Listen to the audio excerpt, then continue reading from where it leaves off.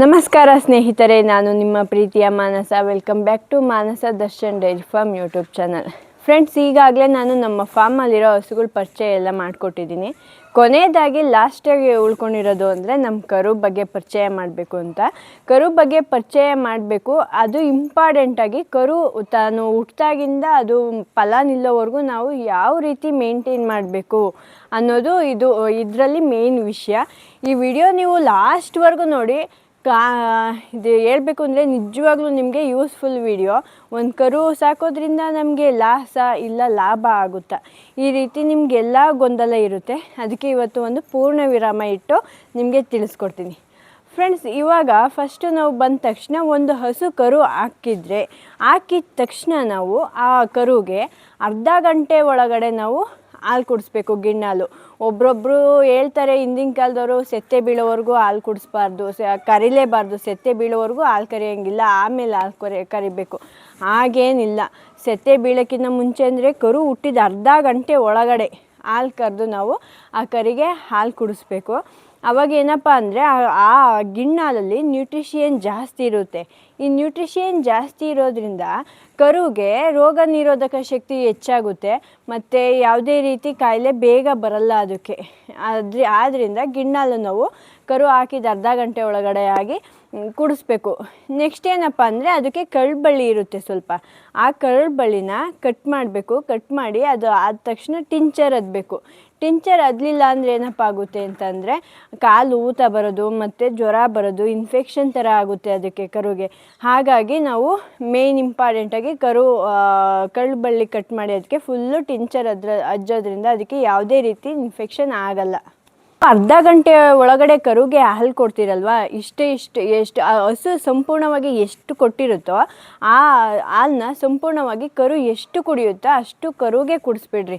ಜಾಸ್ತಿ ಆಗುತ್ತೆ, ಬೇದಿ ಆಗ್ಬಿಡುತ್ತೆ, ಇವಾಗಿನ ಹುಟ್ಟೈತೆ ಕರು, ಆ ಥರ ಎಲ್ಲ ಏನು ಮಾಡೋಕ್ಕೆ ಹೋಗಬೇಡಿ.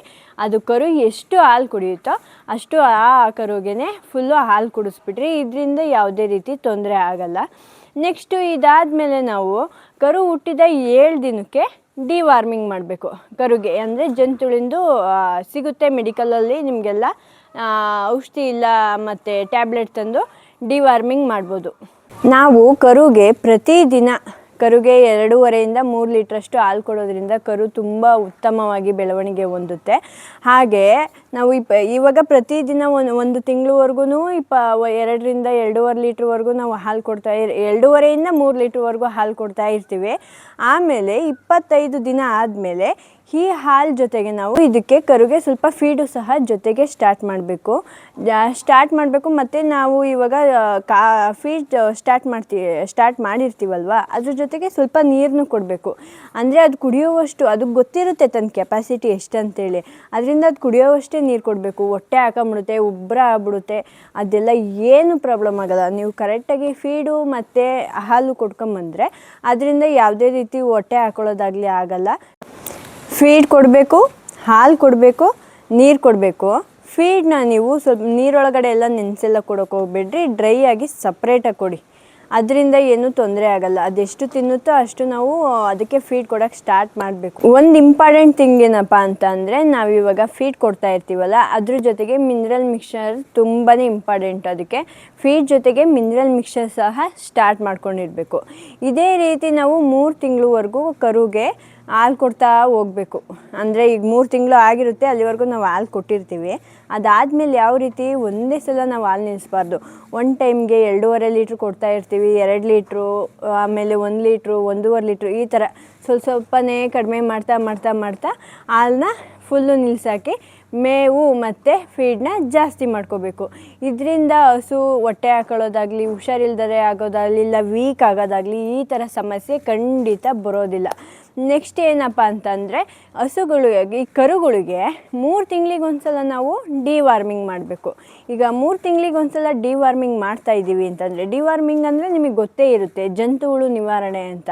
ಅದನ್ನ ಮಾಡುವಾಗ ಪ್ರತಿ ಸಲ ನೀವು ಒಂದೇ ಥರ ಟ್ಯಾಬ್ಲೆಟ್ ಯೂಸ್ ಮಾಡಬಾರ್ದು. ಈ ಸಲ ಒಂಥರ ಟ್ಯಾಬ್ಲೆಟ್ ಯೂಸ್ ಮಾಡಿದ್ದೀರಾ ಅಂದರೆ ನೆಕ್ಸ್ಟ್ 3 ತಿಂಗಳಿಗೆ ಟ್ಯಾಬ್ಲೆಟ್ ಚೇಂಜ್ ಮಾಡಬೇಕು. ಅದರಿಂದ ಒಂದೇ ಥರ ಟ್ಯಾಬ್ಲೆಟ್ ಹಾಕೋದ್ರಿಂದ ಏನಾಗುತ್ತೆ ಅಂತಂದರೆ, ಒಂದೇ ಥರ ಜಂತುಳು ಮಾತ್ರ ಸಾಯ್ತವೆ. ಅದಕ್ಕೆ ಬೇರೆ ಬೇರೆ ಥರ ನಾವು ಟ್ಯಾಬ್ಲೆಟ್ ಯೂಸ್ ಮಾಡಿದರೆ ಆವಾಗ ಬೇರೆ ಬೇರೆ ಜಂತುಳುಗಳು ಸಹ ಸಾಯ್ತವೆ. ಇದರಿಂದ ಹಸು ಬಡಕ್ಲಾಗೋದಾಗಲಿ ಬೇದಿ ಆಗೋದಾಗಲಿ ಅದೆಲ್ಲ ಕಂಟ್ರೋಲ್ ಆಗುತ್ತೆ, ಕರು ಬೇಗ ಚೆನ್ನಾಗಿ ಬೆಳವಣಿಗೆ ಆಗುತ್ತೆ. ಈ ರೀತಿ ನೀವು ಕರುನ ಸಾಕೋದ್ರಿಂದ ಒಂದು ಕರು 9 ರಿಂದ 10 ತಿಂಗಳೊಳಗಡೆ ಆಗಿ ನಿಮಗೆ ಈಟಿಗೆ ಬರುತ್ತೆ. ಈಟಿಗೆ ಬಂದ ತಕ್ಷಣ ನೀವು ಕರೆಕ್ಟಾಗಿ ಫೀಡು, ಮಿನರಲ್ ಮಿಕ್ಸ್ಚರು, ನೀರು ಮತ್ತು ಮೇವು ಎಲ್ಲ ನೀಟಾಗಿ ಮೇಂಟೈನ್ ಮಾಡ್ಕೊಂಬಂದಿದ್ರೆ ನೀವು ಒಂದೇ ಸಲ ಈಟಿಗೆ ಈಗ ಬಂದಿರುತ್ತಲ್ಲ 9 ರಿಂದ 10 ತಿಂಗಳ ಒಳಗಾಗಿ ಬಂದಿರುತ್ತಲ್ಲ, ಆವಾಗಲೇ ಕರು ಗಬ್ಬ ನಿಲ್ಲುತ್ತೆ. ಅದು ಪ್ರೌಢಾವಸ್ಥೆಗೆ ಬಂದಿರುತ್ತೆ. ಆವಾಗ ನಿಮಗೆ ಗೊತ್ತಾಗೋಗುತ್ತೆ ನಾವು ಹೇಗೆ ಮೇಂಟೈನ್ ಮಾಡಿರ್ತೀವಿ ಅಂದರೆ ಮೇಂಟೈನ್ ಮಾಡಿರ್ತೀರ ಅಂತ 9 ರಿಂದ 10 ತಿಂಗಳೊಳಗಡೆ ಗೊತ್ತಾಗೋಗುತ್ತೆ. ಅದು ಈಗ ಬಂದೈತೆ ಈಟಿಗೆ, ಕರುಗೆ ನಾವು ಸೆಮೆನ್ಸ್ ಹಾಕಿಸ್ತೀವಿ. ಸೆಮೆನ್ಸ್ ಹಾಕಿಸಿದಾಗ ನಾವು ಕರೆಕ್ಟಾಗಿ ಮೇಂಟೈನ್ ಮಾಡಿದರೆ ಒಂದೇ ಸಲ ಸೆಮೆನ್ಸ್ ಕೊಡಿದ ತಕ್ಷಣ ನಿಂತ್ಕೊಳ್ಳುತ್ತೆ ಅದು ಈಟಿಗೆ. ನೀವು ಕರುನ ಉತ್ತಮ ರೀತಿಯಲ್ಲಿ ಫೀಡ್ ಕೊಟ್ಟು, ನೀರು ಕೊಟ್ಟು, ಹಾಲು ಕೊಟ್ಟು, ಮಿನರಲ್ ಮಿಕ್ಸ್ಚರ್ ಕೊಟ್ಟು, ಇದನ್ನೆಲ್ಲ ಕೊಟ್ಟು ನೀಟಾಗಿ ಮೇಂಟೈನ್ ಮಾಡಿದರೆ 9 ರಿಂದ 10 ತಿಂಗಳಷ್ಟರೊಳಗೆ ಈಟಿಗೆ ಬರುತ್ತೆ. ಮತ್ತು ಫಸ್ಟು ನೀವು ಈಟಿಗೆ ಕೊಟ್ಟ ತಕ್ಷಣ ಕರು ಗಬ್ಬ ನಿಲ್ಲುತ್ತೆ. ಇದರಿಂದ 2 ವರ್ಷದ ಒಳಗಡೆ ನಿಮಗೆ ಒಂದು ದೊಡ್ಡ ಹಸುವಾಗಿದ್ದು ಬೆಳೆಯುತ್ತೆ. ಆವಾಗ ನಿಮ್ಮ ಡೈರಿ ಫಾರ್ಮ್ಗೆ ಇದು ಲಾಭದಾಯಕವಾಗಿರುತ್ತೆ.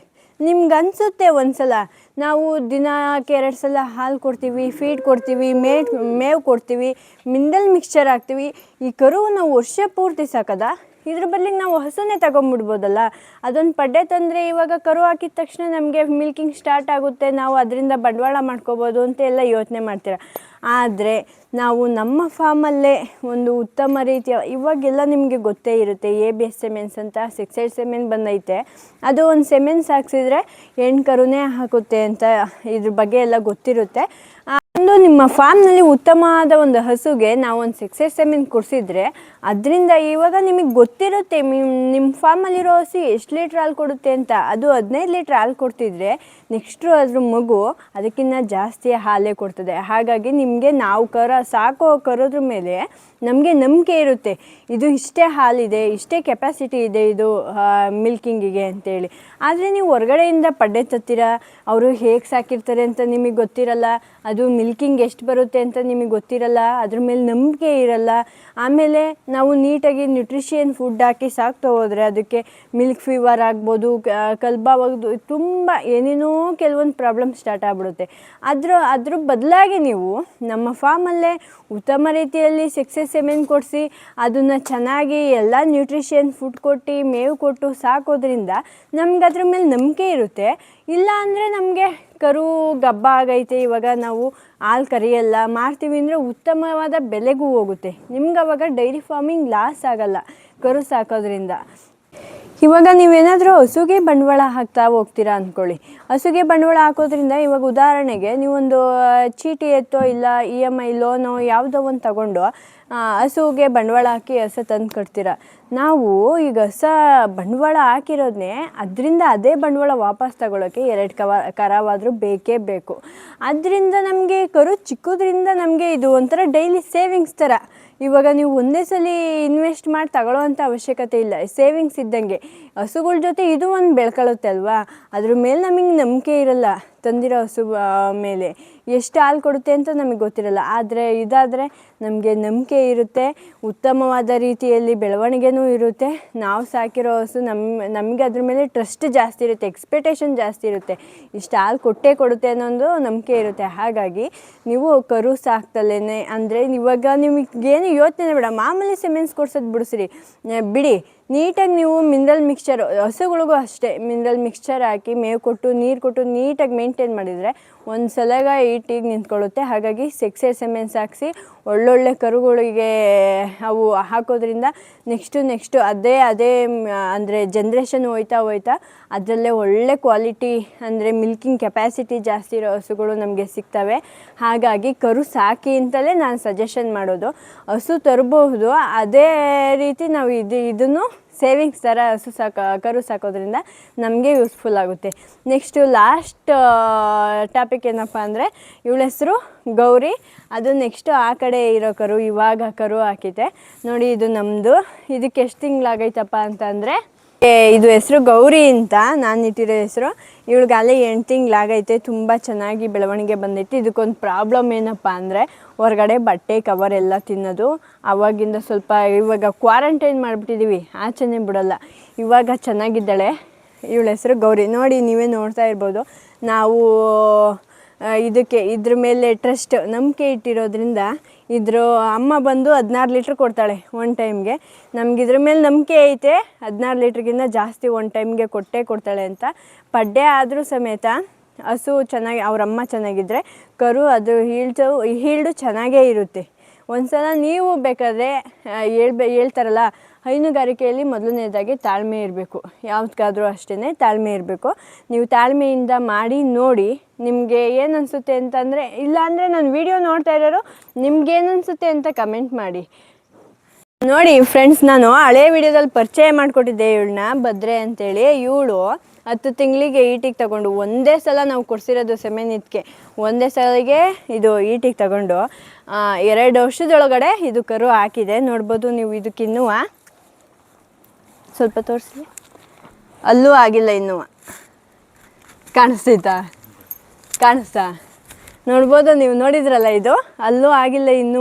ಅಲೆ ಕರು ಹಾಕಿ ಹಾಲು ಕೊಡ್ತಾಯಿದೆ. ನಾವು ಹಸುನ ಸಾಕೋದ್ರ ಮೇಲೆ ಎಲ್ಲ ಡಿಪೆಂಡು.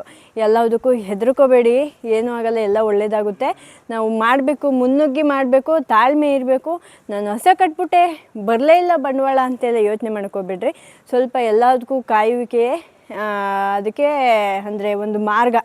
ನಾವು ಎಷ್ಟು ಕಾಯ್ತೀವೋ ಮುಂದೆ ಅಷ್ಟು ಒಳ್ಳೆ ದಾರಿ ಇದ್ದೇ ಇರುತ್ತೆ. ಇದೇ ರೀತಿ ವೀಡಿಯೋಸ್ ಬೇಕಾದರೆ ನೀವು ನನ್ನ ಚಾನಲ್ಗೆ ಸಬ್ಸ್ಕ್ರೈಬ್ ಮಾಡ್ಕೊಳ್ಳಿ. ನೀವು ಮತ್ತೆ ನಮ್ಮದೊಂದು ಚಿಕ್ಕ ಪಾಪ ಇವಾಗ ತೋರಿಸಿದ್ನಲ್ಲ ಕರು, ಅದಕ್ಕೆ ಯಾವ ಹೆಸರು ಇಡಲಿ ಅಂತೇಳಿ ನೀವೇ ಕಮೆಂಟ್ ಮಾಡಿ ತಿಳಿಸ್ರಿ. ನಾನು ಅವಳಿಗೆ ಇನ್ನೂ ಹೆಸರಿಟ್ಟಿಲ್ಲ. ಯಾವ ಹೆಸರಿಡಬೇಕು ಅಂತ ಕಮೆಂಟ್ ಮಾಡಿ ತಿಳಿಸಿ. ಮತ್ತು ಸಪೋರ್ಟ್ ಮಾಡಿ ಗೈಸ್. ನಿಮ್ಮ ಸಪೋರ್ಟೇ ನನಗೆ ತುಂಬ ಮುಖ್ಯ.